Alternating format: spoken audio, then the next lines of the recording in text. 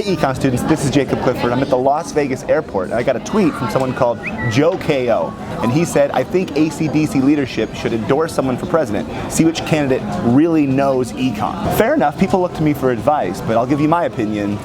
It doesn't matter. People don't quite realize that. Actually, I gotta catch a flight, hold on.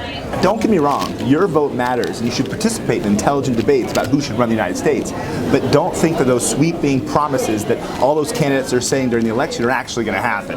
The Founding Fathers intentionally limited the powers of the president. Passing laws requires consensus, and there's smart congressmen on both sides of the aisle that'll prevent dumb laws from getting passed. You can have a president that promises you all sorts of things like free In-N-Out burger for everyone forever, but that's just not gonna happen. And neither is Trump's giant wall or Bernie Sanders' free college education.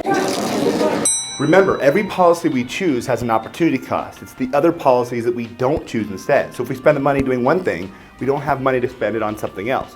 So we should never ask ourselves, is that policy a good idea? We should always ask, is it the best idea? Obviously, securing our borders and stopping illegal immigration is a super important issue, but is building a giant wall the best way to solve that problem? It's really expensive, and smugglers already tunnel underneath the walls we already have, but people buy into it. Why? Well, they want a solution, even though it's probably not the best solution. That's not sound economic policy.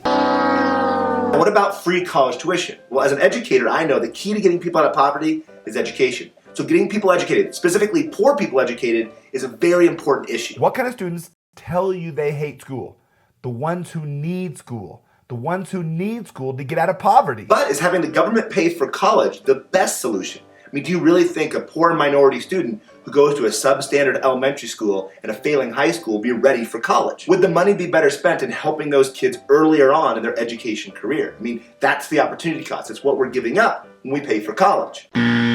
Of course, unrealistic campaign promises are nothing new. I mean, all politicians do it, but this year it's kind of getting out of hand. So your vote matters, but not because you're going to get the things you were promised in the election. It matters because it's slowly going to change the direction the United States is going to go. Liberals and conservatives have a lot of the same end goals. They both want a strong country, they both want a thriving economy, and they both want to genuinely help people. The difference is their principles, their attitude towards human nature, and the role of the government. So that's really what you're voting for. It's not promises, it's not even policies, it's principles. So what principles do I endorse? Of course, I believe in free trade and competitive markets. Capitalism is awesome, and it's the best way we know to promote prosperity and individual freedom. But free markets aren't always perfect, so I also support things like smart environmental regulation and some forms of income redistribution. The goal of the government shouldn't be to pick winners and losers, but it should make sure everyone follows the rules and that everybody has equal opportunity. So who do I endorse for president? Well, I don't know yet. Hopefully I'll find somebody who has these same principles. But that's probably not going to happen because I'm one of those people that see both the follies and the merits of both political parties. But elections try to paint us either red or blue, but to get anything done, you have to be purple.